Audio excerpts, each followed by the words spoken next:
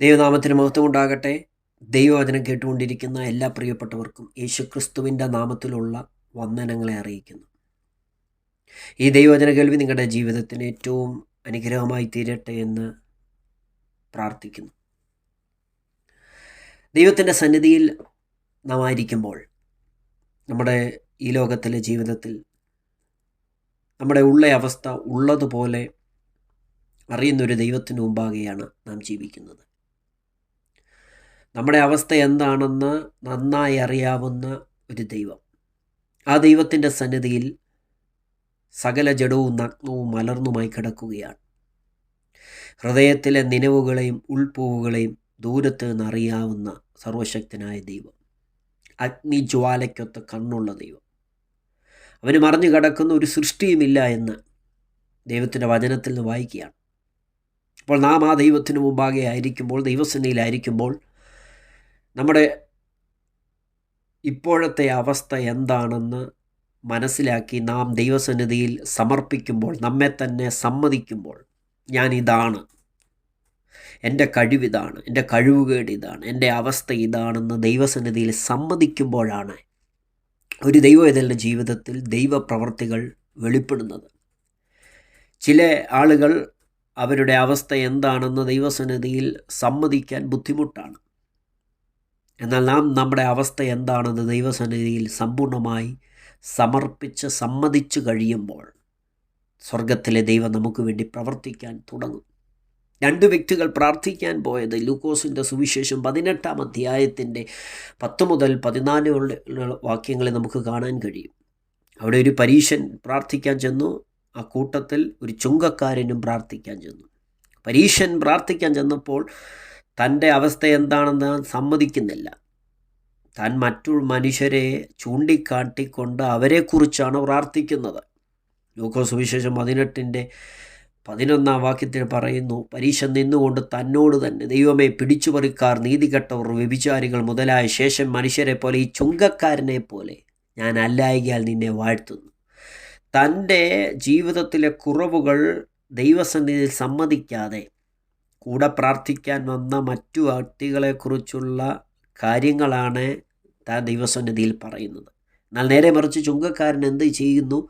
18-ാം അധ്യായത്തിൻ്റെ 13-ാം വാക്യത്തിൽ വായിക്കുന്നു, ചുങ്കക്കാരനോ ദൂരത്ത് നിന്നുകൊണ്ട് സ്വർഗത്തേക്ക് നോക്കുവാൻ പോലും തുനിയാതെ മാറത്തടിച്ച്, ദൈവമേ, പാപിയായ എന്നോട് കരുണയുണ്ടാകണമേ എന്ന് പറഞ്ഞു. അവിടെ ഈ ചുങ്കക്കാരൻ ദൈവസന്നിധിയിൽ സമ്മതിക്കുകയാണ്.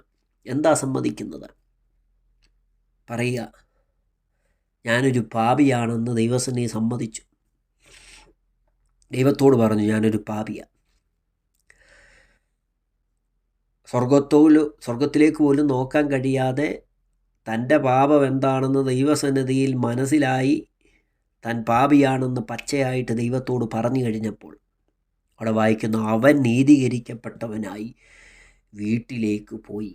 എന്നെ കേൾക്കുന്ന പ്രിയപ്പെട്ടവരെ, ദൈവസന്നിധിയിൽ നമ്മുടെ ഉള്ള അവസ്ഥ എന്താണെന്ന് സമ്മതിക്കാമോ? അപ്പോഴാണ് ദൈവപ്രവൃത്തി വെളിപ്പെടുന്നത്. കഴിവില്ലേ, അത് സമ്മതിക്കുക. മിടുക്കില്ലേ, സമ്മതിക്കുക. ജ്ഞാനമില്ലേ, സമ്മതിക്കുക. പ്രാപ്തിയില്ലേ, സമ്മതിക്കുക.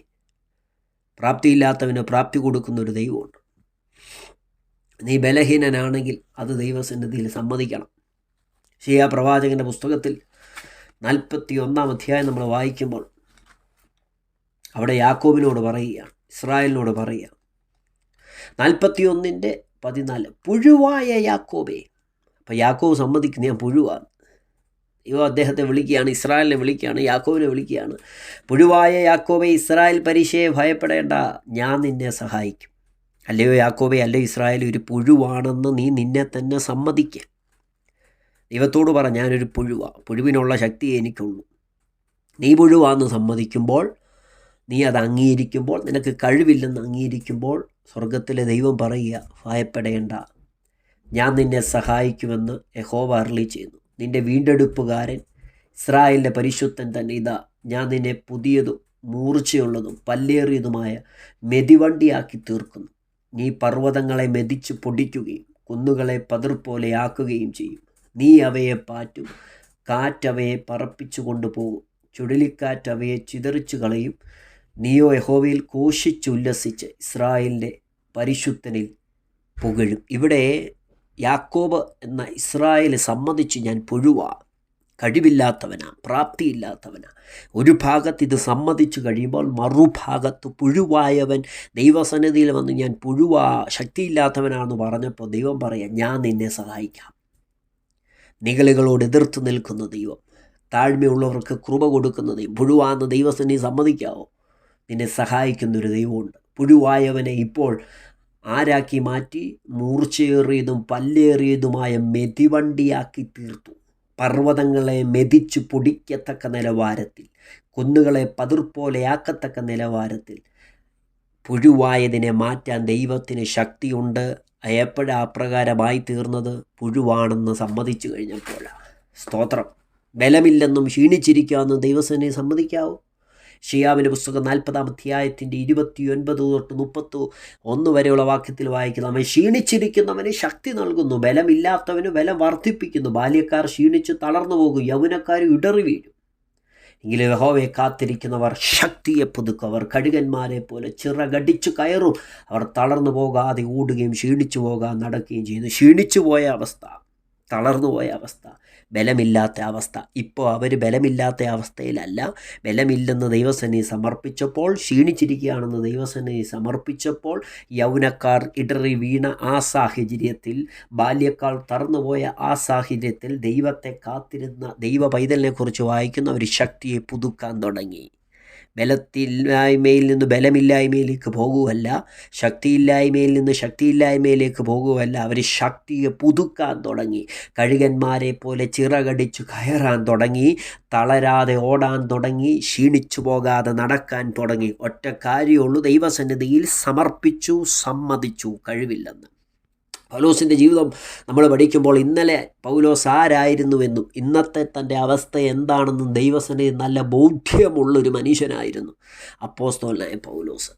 തൻ്റെ ഇന്നലകളുടെ ചരിത്രം താൻ പരിശോധിക്കുമ്പോൾ പറയുകയാണ്, ഞാൻ ദൈവസഭയെ മുടിപ്പിച്ചവനാണ്. ഞാനിപ്പോൾ ലേഖനമൊക്കെ എഴുതി സഭകളൊക്കെ സ്ഥാപിച്ചു. ആത്മാവിൻ്റെ ഓരോ പടികൾ ഞാൻ ചവിട്ടി കയറുന്നുണ്ട്.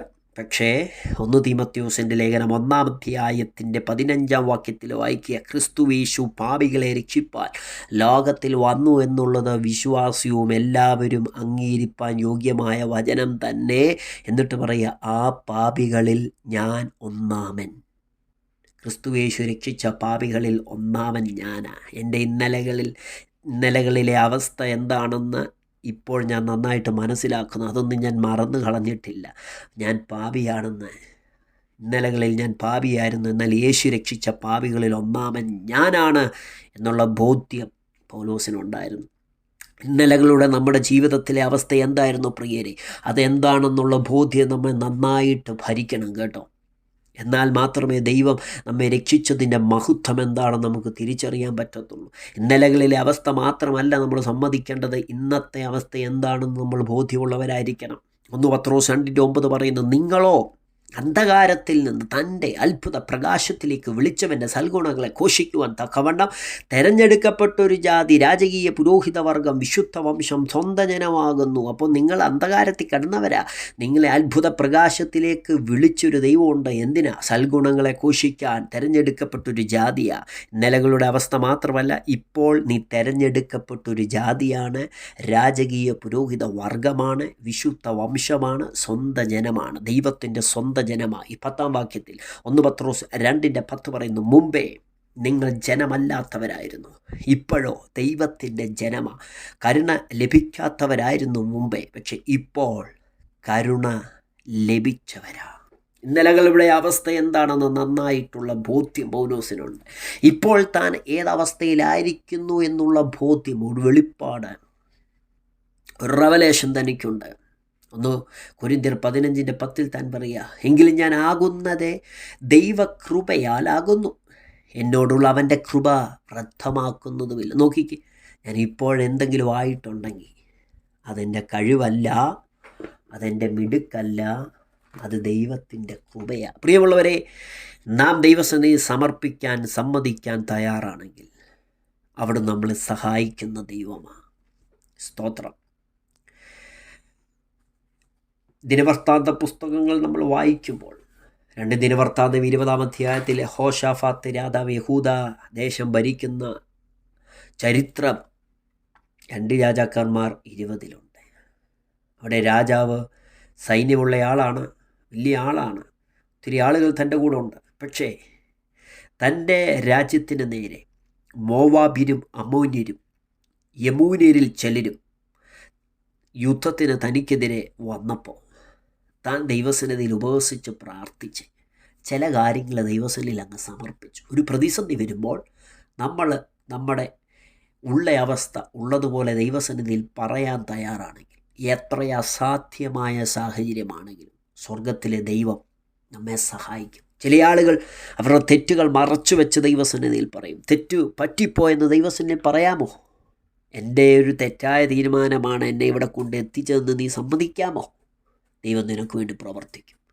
2 ദിനവൃത്താന്ത പുസ്തകം 20-ൽ 12-ാം വാക്യത്തിൽ യഹോശാഫാത്ത് രാജാവ് അങ്ങ് സമ്മതിക്കുക. അതിനകത്ത് വേറൊരു കാര്യമൊന്നുമില്ല, അതിനകത്തൊരു ഷോർട്ട് കട്ടില്ല, ക്രുക്കഡായിട്ടുള്ളൊരു കാര്യമില്ല, വക്രതയുള്ളൊരു ബുദ്ധി അവിടെ ഉപയോഗിക്കുന്നില്ല. അദ്ദേഹം പറയുക, ഞങ്ങളുടെ ദൈവമേ, നീ അവരെ ന്യായവിധിക്കുകയില്ലയോ? ഞങ്ങൾക്ക് നേരെ വരുന്ന ഈ വലിയ സമൂഹത്തോട് എതിർപ്പാൻ ഞങ്ങൾക്ക് ശക്തിയില്ല. രാജാവാണ്, പടജനമുണ്ട് കൂടെ, പക്ഷെ പറയുക ഞങ്ങൾക്ക് ശക്തിയില്ല. എന്തു ചെയ്യേണ്ടുവെന്ന് ഞങ്ങൾ അറിയുന്നില്ല. എങ്കിലും ഞങ്ങളുടെ കണ്ണുകൾ നിങ്കലേക്ക് തിരിഞ്ഞിരിക്കുന്നു. എന്നെ കേൾക്കുന്ന പ്രിയരെ, സഹോദര സഹോദരി, മാതാവേ പിതാവേ, താങ്കളിപ്പോൾ കടന്നു പോകുന്ന സാഹചര്യത്തിൽ എന്തു ചെയ്യണമെന്ന് നിങ്ങൾ അറിയുന്നില്ലായിരിക്കും. നിങ്ങൾക്കതിനെ ഓവർകം ചെയ്യാനുള്ള ശക്തിയില്ലായിരിക്കും, ബുദ്ധിയില്ലായിരിക്കും. ആരോടിത് പങ്കുവെക്കുമെന്ന് തക്ക നിലവാരത്തിൽ കോണ്ടാക്ട്സ് നിങ്ങൾക്കില്ലായിരിക്കും. ആരെ വിളിക്കണമെന്ന് നിങ്ങൾക്കറിയത്തില്ലായിരിക്കും. പക്ഷേ ആ കാര്യം അങ്ങ് സമ്മതിക്കാവോ ദൈവസന്നിധി? ഈ വലിയ സമൂഹത്തോട് എതിർപ്പാൻ ഞങ്ങൾക്ക് ശക്തിയില്ല. എന്തു ചെയ്യേണ്ടുവെന്ന് ഞങ്ങൾ അറിയുന്നില്ല. എങ്കിലും ഞങ്ങളുടെ കണ്ണുകൾ നിങ്കലേക്ക് തിരിഞ്ഞിരിക്കുന്നു. ഈ ഒരൊറ്റ പ്രാർത്ഥനയാണ് ആ വലിയ സമൂഹത്തിൻ്റെ മുമ്പാകെ യഹോശാഫാത്ത് രാജാവിനെ ജയാളിയായി നിർത്തിയത്. ചില കാര്യങ്ങൾ നാം ദൈവസന്നിധിയിൽ സമ്മതിക്ക്. ദൈവമേ, എനിക്ക് തെറ്റുപറ്റിപ്പോയി, എൻ്റെ അഹങ്കാരം കൊണ്ട്, എൻ്റെ നിഗളഭാവം കൊണ്ട്, എൻ്റെ മോഹം കൊണ്ട് ഞാനെടുത്ത തീരുമാനമാണ് ഇപ്പോൾ പരാജയത്തിലെത്തി നിൽക്കുന്നത്. ദൈവാലോചന ചോദിക്കാതെ ഇറങ്ങി പുറപ്പെട്ടു വന്നതാ. കർത്താവെ ക്ഷമിക്കണമേ, എന്തു ചെയ്യണമെന്നറിയത്തില്ല, ശക്തിയില്ല എന്ന് നീ സമ്മതിക്കാമോ? സ്വർഗത്തിലെ ദൈവം നിനക്ക് വേണ്ടി ഇറങ്ങി വരും. 2 രാജാക്കന്മാർ പുസ്തകം 5-ാം അധ്യായത്തിൽ നയമാൻ എന്ന് പറയുന്ന അരാമിയ സൈന്യത്തിലെ സൈന്യാധിപൻ എലിശ പ്രവാചകൻ്റെ അടുക്കൽ സൗഖ്യത്തിനായി, കുഷ്ഠരോഗത്തിലെ സൗഖ്യത്തിനായി വന്നു നിൽക്കുമ്പോൾ നയമാൻ രഥങ്ങളോടും കുതിരകളോടും കൂടി എലിശയുടെ വീട്ടുവാതിൽക്ക് വന്ന് നിൽക്കുകയാണ്. അപ്പോൾ എലിശ ആളയച്ചു 2 രാജാക്കന്മാർ 5-10 മുതലുള്ള ഭാഗത്ത് നയമാനോട് പറയുക, ആരാം രാജ്യത്തിലെ സൈന്യാധിപനാണ്, ഒഫീഷ്യലാണ്. അദ്ദേഹത്തോട് പറയുക, നേരിട്ടെന്ന് പറഞ്ഞില്ല, ആളയച്ച് പറയുക, നയമാനെ, നീ ചെന്ന് യോർദാനിൽ 7 പ്രാവശ്യം കുളിക്ക്. അപ്പോൾ നിൻ്റെ ദേഹം മുമ്പിലെത്തേതുപോലെയായി ശുദ്ധനാകുമെന്ന് പറയിച്ചു. കുഷ്ഠരോഗിയായ നയമാനോട് പറയുകയാണ്, കലങ്ങി മറിഞ്ഞ് ഒഴുകുന്ന യോർദാൻ. ശീതകാലത്തും ഉഷ്ണകാലത്തും വെള്ളം നന്നായിട്ടുള്ള ഒരു നദിയാണ് യോർദാൻ നദി. കലങ്ങി മറിയുന്ന യോർദാനാണ്, നല്ല വെള്ളമല്ല അവിടുത്തെ, കുത്തൊഴുക്കുള്ള യോർദാൻ. പറയാം, നീ യോർദാൻ നദി പോയി 7 പ്രാവശ്യം മുങ്ങിക്കുളിക്ക്. ഇത് പറഞ്ഞപ്പോൾ നയമാൻ ചെയ്തൊരു കാര്യം 11-ാം വാക്യത്തിൽ, അപ്പോൾ നയമാൻ ഏറ്റവും ക്രുദ്ധിച്ചു പുറപ്പെട്ടു. കണ്ടോ, ദൈവം പറഞ്ഞ് അനുസരിക്കാൻ താല്പര്യമില്ലാതെ ദേഷ്യപ്പെട്ടിട്ട് അവൻ തന്നെ പുറത്തു വന്ന് അടുത്ത് നിന്ന് തൻ്റെ ദൈവമായ യഹോവയുടെ നാമത്തെ വിളിച്ച് പ്രാർത്ഥിച്ച് തൻ്റെ കൈ ആ സ്ഥലത്തിൻ്റെ മേൽ ആട്ടി ഇങ്ങനെ കുഷ്ഠരോഗിയെ സൗഖ്യമാക്കുമെന്ന് ഞാൻ വിചാരിച്ചു. നയമാൻ എന്തോ വിചാരിച്ച, എലീശ പ്രവാചകൻ വന്നിട്ട് കൈ അങ്ങ് ആട്ടുമെന്ന് രോഗമുള്ള ഭാഗത്ത് സിമ്പിളായിട്ട് അങ്ങ് സൗഖ്യമാക്കുന്ന വിചാരിച്ചേ. പക്ഷേ ഇപ്പോൾ എന്താ പറഞ്ഞേ, യോർദാനിൽ പോയി മുങ്ങിക്കുളിക്കാൻ 7 പ്രാവശ്യം.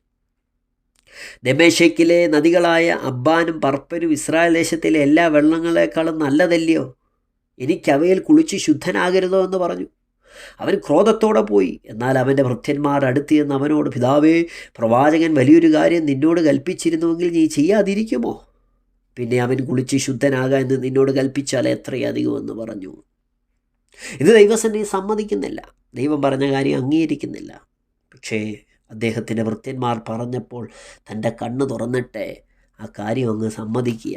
തൻ്റെ നികളഭാഗവും ഉന്നത ഭാഗവും എല്ലാം അങ്ങോട്ട് മാറ്റിവെച്ചു. പ്രിയമുള്ളവരെ, ദൈവത്തിൻ്റെ സന്നിധിയിൽ നാം ആയിരിക്കുമ്പോൾ നമ്മുടെ പദവികളെല്ലാം ഉരിഞ്ഞു വെച്ച് നമ്മുടെ ലോകത്തിലെ സകലതും മാറ്റി വെച്ചിട്ട് വേണം ദൈവത്തിൻ്റെ സന്നിധിയിൽ കടന്നു വരുവാൻ. വെളിപ്പാട് പുസ്തകം 5-ാം അധ്യായത്തിൽ നമ്മൾ വായിക്കുമ്പോൾ അറുക്കപ്പെട്ട കുഞ്ഞാടിനെ നമുക്കവിടെ കാണാൻ കഴിയും. അറുക്കപ്പെട്ട കുഞ്ഞാടിനെ കണ്ടപ്പോൾ അവിടുത്തെ രംഗം നമുക്കറിയാം. എന്താണ്?